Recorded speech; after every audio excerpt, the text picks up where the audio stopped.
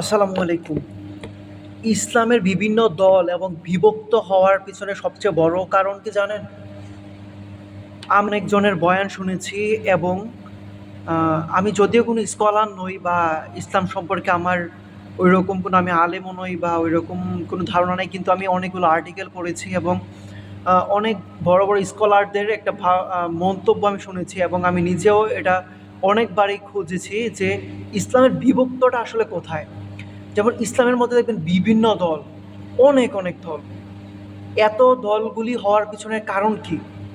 কখনো চিন্তা করেছেন যে ভাই এতগুলি দল হওয়ার কারণ কি?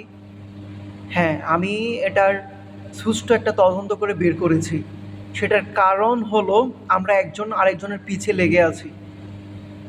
সাধারণত ফরজ বিষয় নিয়ে কারোর মধ্যে কোনো ঝামেলাই নেই।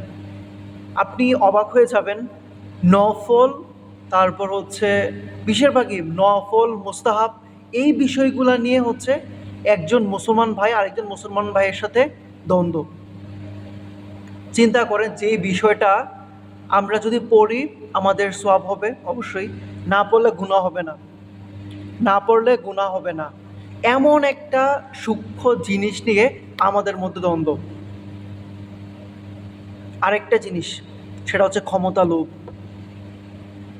আপনি যদি লক্ষ্য করেন, ইমাম হাসান হুসাইন রহমতুল্লাহ আলাই ওনাদের পর থেকে এই যে মুয়াবিয়া রাদিয়াল্লাহু তাআলা আনহু বলেন, ইয়াজিদ বলেন, হ্যাঁ, ওই সময়টা থেকে হচ্ছে ক্ষমতার লোভ মানুষকে অন্ধ করে দিয়েছে।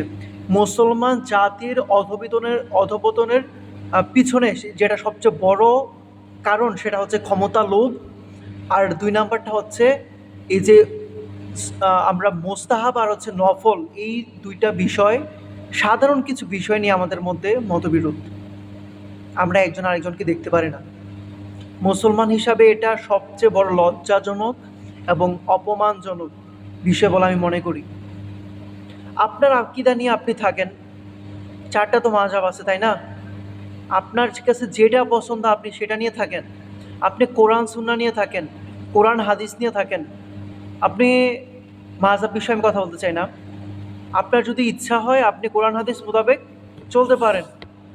আপনার যদি ওইটুকু এলেম থাকে, আপনি কোনো একজন আলেমের সহবতে আপনার যদি কোশ্চেন থাকে আপনি ওইগুলো করে আপনার মতো করে আপনি চলতে পারেন। ইসলাম আপনাকে অবশ্যই স্বাধীনতা দিছে। কিন্তু আপনি একজন আরেকজনের সমালোচনা করবেন, ভাই আপনার এটা ঠিক হয় নাই, ভাই আপনার ওইটা ঠিক হয় নাই, না, এটা করা যাবে না। এই জিনিসটার কারণে আমাদের মধ্যে বিভক্ত সৃষ্টি হচ্ছে, আর কোনো কারণ নাই। এই যে কয়েকটা বিষয় বললাম এইগুলাই। সমালোচনা বাদ দিয়ে দেন ভাই, আমি মুসলিম আপনি মুসলিম, আমরা জবাবদিহি করবো আল্লাহ তাআলার কাছে।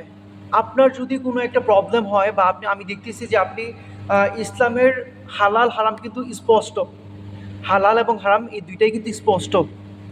যদি আপনি দেখতেছেন আপনার কোনো মুসলমান ভাই হারাম বা হালালের পথে হারামের পথে যাচ্ছে, তাহলে আপনি তাকে বুঝাতে পারেন, রেফারেন্স দিতে পারেন। হ্যাঁ, রেফারেন্সের বিষয়টা কিন্তু আর একটা জিনিস ভাই। আপনি অনেকগুলো হাদিস পাবেন, একটা দলিল পাবেন, একটা বিষয়ের উপরে অনেকগুলি আপনি দলিল পাবেন। সেজন্য একটা হাদিস অথবা একটা রেফারেন্স দিয়ে আপনি ওকে বিবেচনা করতে পারবেন না।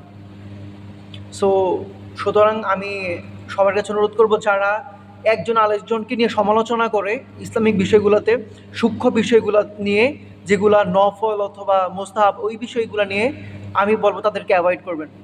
আমি করি এবং আপনারাও করবেন ইনশাআল্লাহ। ভালো থাকবেন, সুস্থ থাকবেন। আসসালামু আলাইকুম।